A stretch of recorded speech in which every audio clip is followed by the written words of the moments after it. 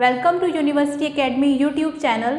आज हम लोग नई यूनिट स्टार्ट करने वाले हैं जिसका नाम है ऑपरेशनल एम्पलीफायर। आज से पहले हम लोगों ने जो स्टडी करा था वो था आपका ट्रांजिस्टर्स, जिसमें हमने पढ़े थे बीजेटी यानी कि बाइपोलर जंक्शन ट्रांजिस्टर और एफईटी यानी कि फील्ड इफेक्ट ट्रांजिस्टर, जिसमें हमने देखा था कि एफईटी के भी डिफरेंट टाइप्स थे, हमने उन्हें भी स्टडी करा था। चलिए फिर आज स्टार्ट करते हैं हम ऑपरेशनल एम्पलीफायर।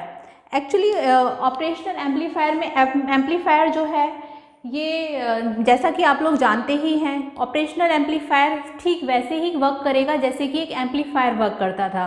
लाइक एम्पलीफायर का क्या काम होता है कि कोई भी आपका वीक सिग्नल है उसको स्ट्रॉन्ग सिग्नल करके यानी कि उसको एम्पलीफाइड करके यानी कि उसका एम्पलीट्यूड बढ़ाकर हमें देना। लाइक सपोज हमारे पास इनपुट पर कोई सिग्नल है, कोई साइन सिग्नल है इस तरीके से, और हम उसको अगर एम्पलीफाइंग प्रोसेस से जब पास करेंगे, यहाँ कोई एम्पलीफायर लगा हुआ है हमारे पास, और जब यहाँ से ये सिग्नल जाएगा तो आउटपुट पर जो सिग्नल मिलेगा उसका एम्पलीट्यूड इंक्रीज होकर मिलेगा लाइक दिस वे।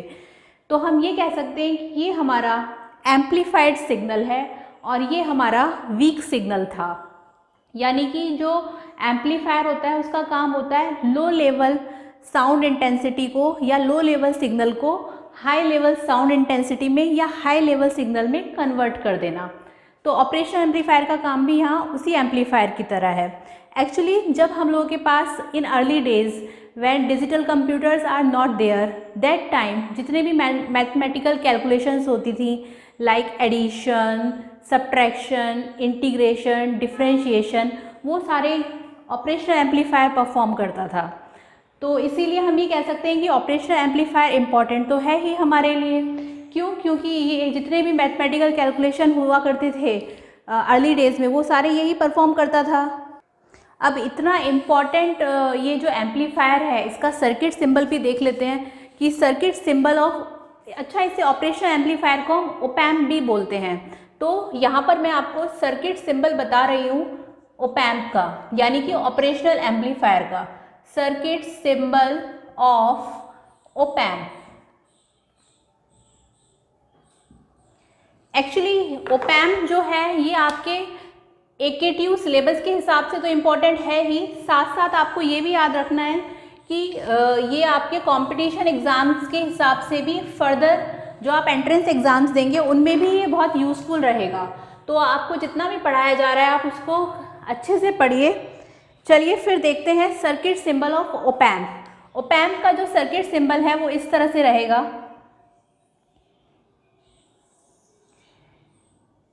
इसमें हमारे पास दो इनपुट होते हैं, एक है आपका इनपुट जो नेगेटिव साइड पर कनेक्ट है और एक जो पॉजिटिव साइड पर कनेक्ट है। इसको नाम दिया है हमने V1 और दूसरे को नाम दिया है V2। इनके बीच में हम ये भी बोल सकते हैं कि VID यानी कि difference between the to inputs. ठीक है, इसी तरह से हमारे पास आउटपुट है VO, मतलब दो इनपुट टर्मिनल है और एक आउटपुट टर्मिनल है। साथ साथ हमारे पास पावर सप्लाई है, एक पावर सप्लाई हमारे पास V पॉजिटिव है, दूसरी पावर सप्लाई V नेगेटिव है। इसको आप डिनोट ऐसे भी कर सकते हो, इसे VCC प्लस भी लिख सकते हैं या VCC माइनस भी लिख सकते हैं, वो आपके ऊपर है। आप एक कोई सा भी एक डिफाइन कर लीजिए कि हाँ हमने ये लिया है। ठीक है, अच्छा इसमें यानी कि जो सर्किट सिंबल ऑफ ओपैम्प है वो आपका ये है जिसमें दो इनपुट टर्मिनल हैं, एक आउटपुट टर्मिनल है और दो पावर सप्लाई हैं। यानी कि इस ऑपरेशनल एम्पलीफायर को चलाने के लिए हमने दो पावर सप्लाई ली हैं, but most of the cases हम वन पावर सप्लाई से भी वर्क कर सकते हैं ज़्यादातर ICs में। अच्छा यहाँ पर जो ये है आपकी V प्लस और V माइनस, ये इन्हें हमने बोला है कि हमारी पावर सप्लाई है, ये आपको याद रखना है। इनको हम बाइसिंग वोल्टेज भी कहते हैं। इसी के साथ साथ V1 जो है वो आपका इनपुट वोल्टेज है। अच्छा अगर नेगेटिव टर्मिनल पर कनेक्ट होगा तो उसे हम बोलेंगे इन्वर्टिंग इनपुट वोल्टेज, क्योंकि V है इन्वर्टिंग इनपुट वोल्टेज। और अगर इसी तरीके से ये V2 पॉजिटिव पर कनेक्ट है तो हम उसे बोलेंगे non inverting input, non inverting input terminal या फिर इनपुट वोल्टेज। और VO तो आपको पता ही है क्या है, VO है हमारे पास आउटपुट वोल्टेज। और अगर हम बात कर लें VID की, तो VID है हमारा difference between the two voltages, difference between the two voltages.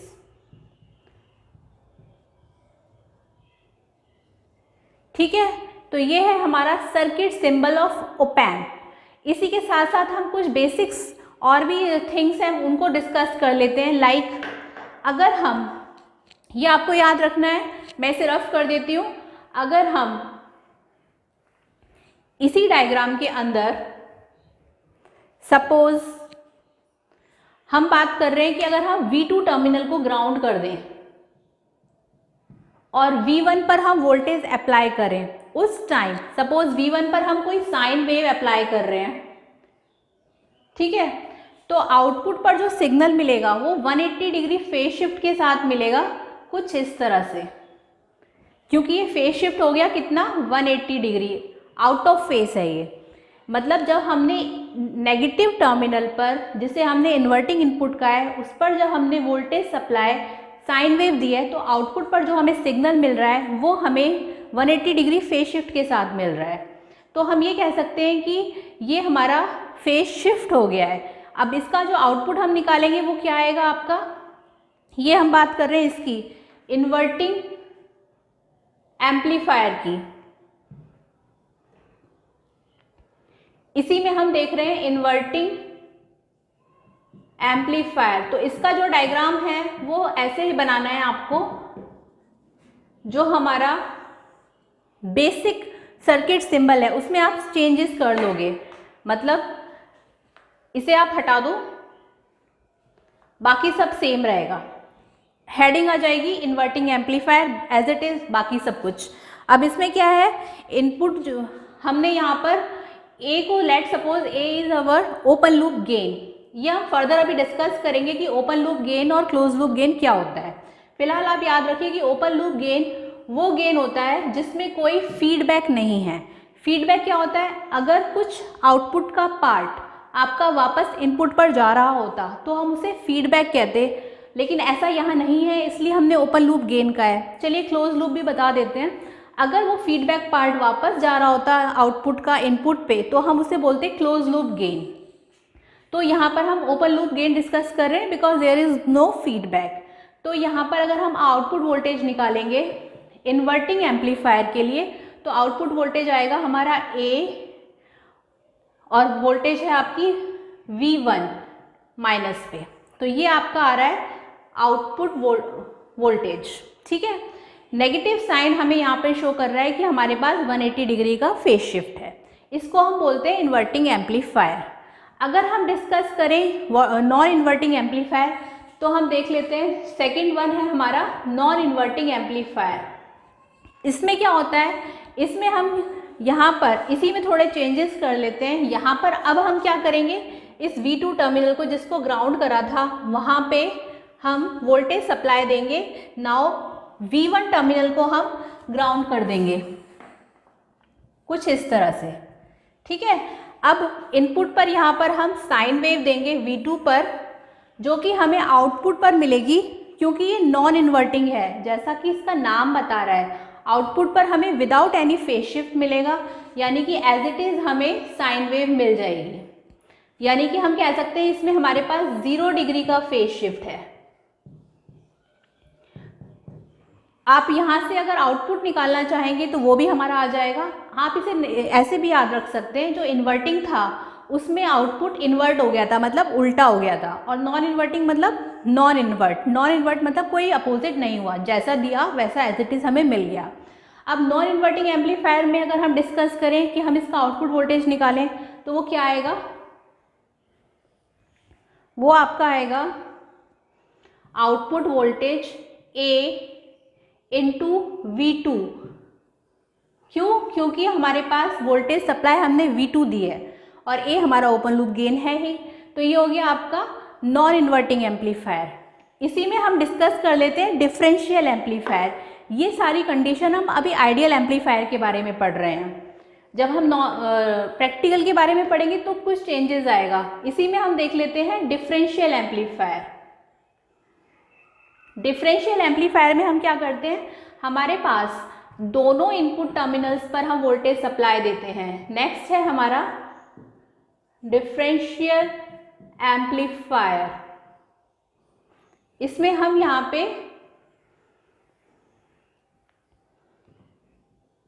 कुछ इस तरह से करेंगे क्या कि यहाँ पे हम V1 और V2 दोनों ही वोल्टेज सप्लाई एक साथ देंगे, यानी कि V1 भी देंगे और V2 भी देंगे। तब हमें देखना है कि आउटपुट पर हमारा क्या आ रहा है। हम इसे कह सकते हैं कि यहाँ पर जो दोनों के बीच में वोल्टेज है हम उसे VID डिफरेंशियल वोल्टेज भी कह रहे हैं। तो हमारे पास यहाँ से जो आउटपुट आएगा वो आपका आएगा VOA, क्योंकि हमारा है A voltage gain into VID difference between the two voltages. हम इसे लिख सकते हैं VID को V1 माइनस V2, क्योंकि V1 पर नेगेटिव साइन है तो हम इसे लिख सकते हैं V2 माइनस V1। पहले हमारा प्लस वाला आ जाएगा फिर हमारा माइनस वाला आ जाएगा। ये आ गया हमारा आउटपुट वोल्टेज VO। ये है हमारा डिफरेंशियल एम्पलीफायर की आउटपुट वोल्टेज। यहाँ पर हमने क्या स्टडी करा, सबसे पहले हमने देखा कि ऑपरेशनल एम्पलीफायर क्या होता है, उसके फंक्शन क्या हैं। फिर हमने देखा सर्किट सिंबल क्या है ओप एम्प का। उसके बाद हमने आइडियल ओप एम्प के 3 केसेस देखे, inverting amplifier, non inverting amplifier और डिफरेंशियल एम्पलीफायर। तीनों ही केसेस में हमने आउटपुट वोल्टेज को फाइंड आउट करा। अब हम देखते हैं कि इस एम्पलीफायर के अंदर वोल्टेजेस डिफरेंट रखने पर क्या चेंजेस आते हैं। अब इसमें यहाँ पर हम VID को डिफरेंट वोल्टेज रखकर देखेंगे। A जो है हमारे पास ये 10 की पावर 5 टू 10 की पावर 6 होता है, ये हमारा बहुत ज़्यादा हाई गेन है। तो यहाँ पर VID की वैल्यू जब हम रख रहे हैं 1 माइक्रोवोल्ट, उस टाइम हमारे पास 1 मिलीवोल्ट रखकर देखते हैं।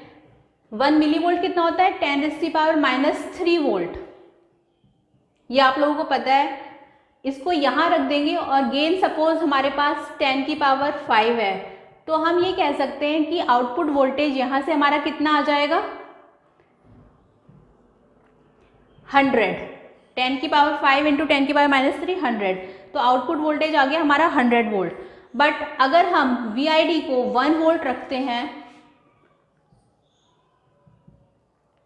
उस टाइम हमारे पास आउटपुट गेन अगेन हमारे पास 10⁵ है, तब आउटपुट वोल्टेज आ जाएगा हमारे पास 10⁵ इंटू 1, यानी कि आउटपुट वोल्टेज आ गया 10⁵ वोल्ट।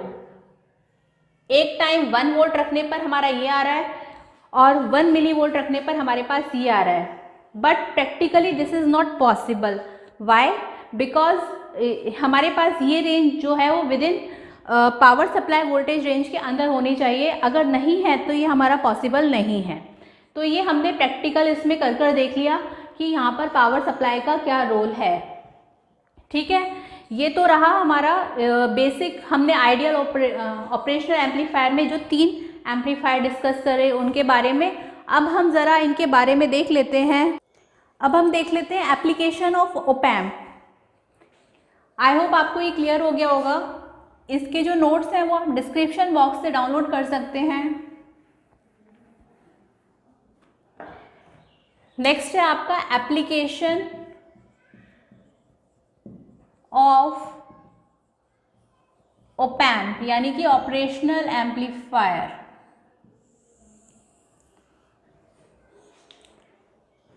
वो है आपकी, ये डिफरेंट जगह यूज होता है, जैसे कि एक्टिव फिल्टर। अभी आपको फिल्टर्स नहीं पता होगा, लेकिन जब आप पढ़ोगे आगे तब आपको पता चलेगा कि वहाँ इसका ऑपरेशन एम्पलीफायर का क्या यूज़ है।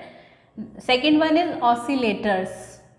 ये जो एप्लीकेशंस बताई जा रही है इनके अलावा भी ये काफ़ी जगह यूज़ होता है। एक्टिव फिल्टर्स हो गया, ऑसिलेटर्स हो गया, आपका वेव फॉर्म कन्वर्टर है। Third one is your wave form converter.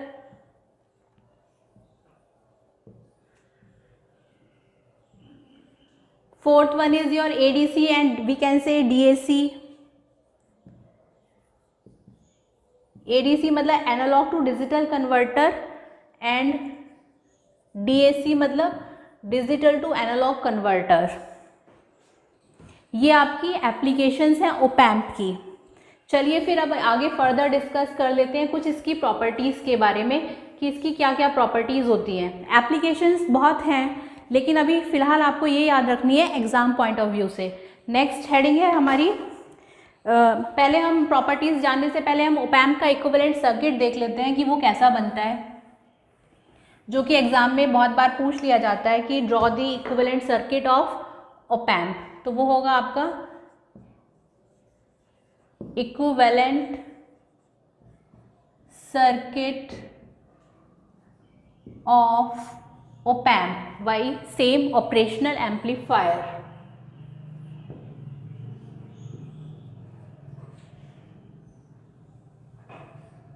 Same बनेगा, बस कुछ डिफरेंस आ जाएगा, इसमें हम कुछ रेजिस्टेंसेस का यूज कर रहे हैं। ये आपका आउटपुट वोल्टेज है, ये दो इनपुट वोल्टेजेस हैं V1 V2। ये यहाँ पर हमने रेजिस्टेंस लगा दिया है जिसको हमने बोला है इनपुट रेजिस्टेंस Ri। इसके बाद यहाँ पे हमने लगाया है आउटपुट रेजिस्टेंस Ro जिसको हमने बोला है, और साथ साथ यहाँ पे हमने वोल्टेज सप्लाई दे दी है AV, इसको हमने यहाँ ग्राउंड कर दिया है। ठीक है, ये हमारा हो गया इनपुट रेजिस्टेंस।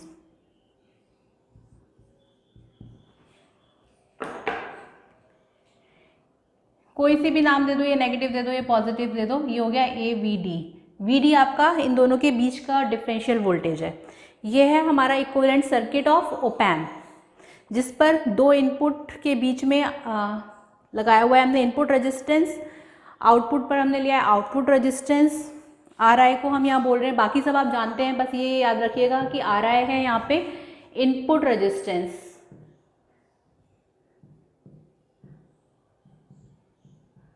और Ro है आपका आउटपुट रेजिस्टेंस। ठीक है, तो this is your equivalent circuit of op-amp. चलिए डिस्कस कर लेते हैं हम प्रॉपर्टीज ऑफ ऑपरेशनल एम्पलीफायर के बारे में, इसे रफ कर देते हैं। नेक्स्ट हेडिंग है आपकी ideal properties of operational amplifier, या फिर कैरेक्टरिस्टिक्स भी बोल सकते हैं हम इन्हें। Ideal characteristics of op-amp.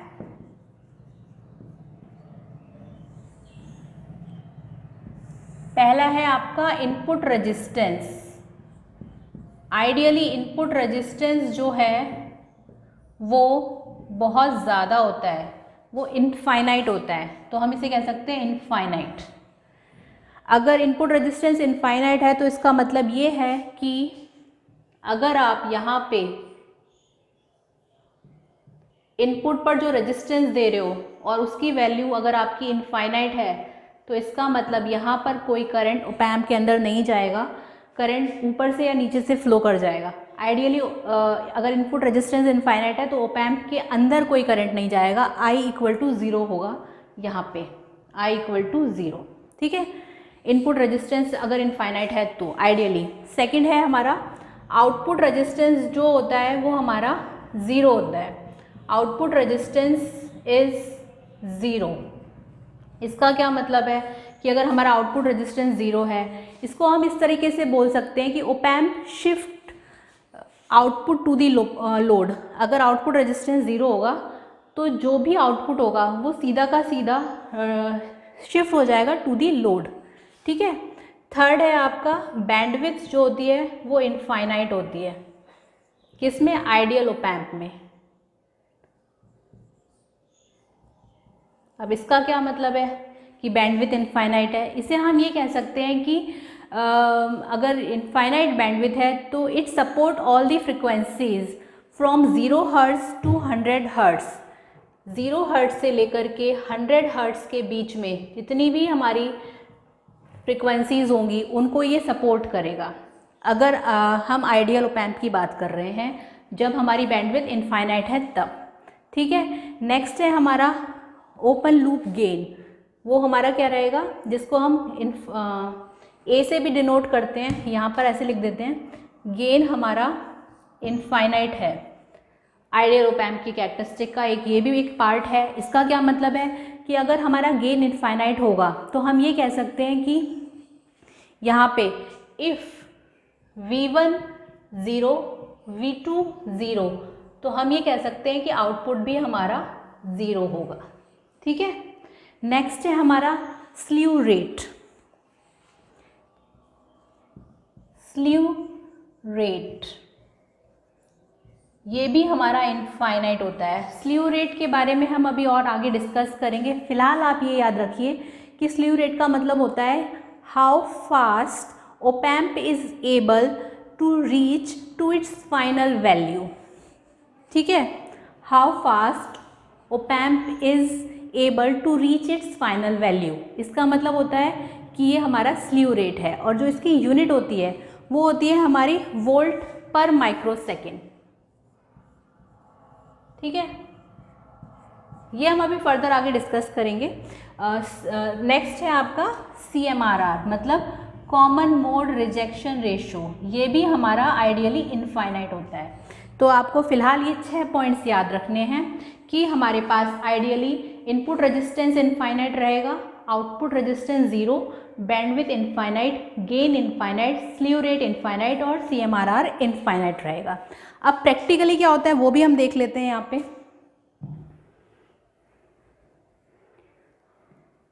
Practical characteristics of op amp.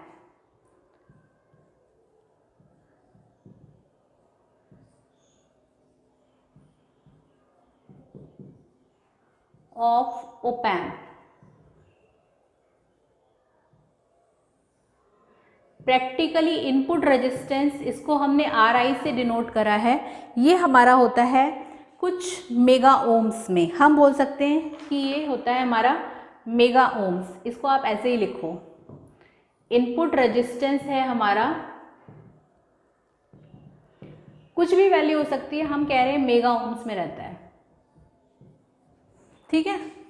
इसके बाद सेकेंड है हमारा आउटपुट रेजिस्टेंस, वो प्रैक्टिकल केस में जो रहता है वो है हमारा कुछ ओम्स, सम ohms output resistance,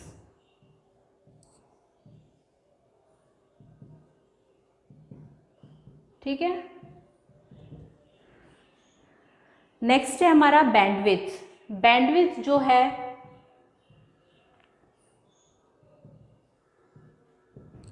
ideal case में तो हमारी ये थी, लेकिन प्रैक्टिकल केस में कुछ ना कुछ इसकी वैल्यू रहेगी, वो आपकी कुछ भी हो सकती है। अगर आपको एग्जाम में दिया जाएगा तो ये गिवन होगा। नेक्स्ट है हमारा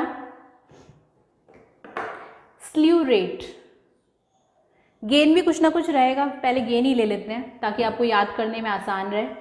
gain, then slew rate, then CMRR। अब गेन की जो वैल्यू रहेगी वो कुछ ना कुछ रहेगी, स्लीव रेट की जो वैल्यू रहेगी वो 0.5 वोल्ट पर माइक्रो सेकेंड, ये तो हमारे पास यूनिट है, और 0.5 इसकी एक वैल्यू है। अब CMRR जो रहेगा वो कुछ डेसिबल्स में रहेगा, वो आपको याद रखना है, जैसे कि लाइक 70, 80, हम एक जनरल ले लेते हैं, like 70 dB, 70 to 90 dB, dB क्या है, डेसिबल, ठीक है।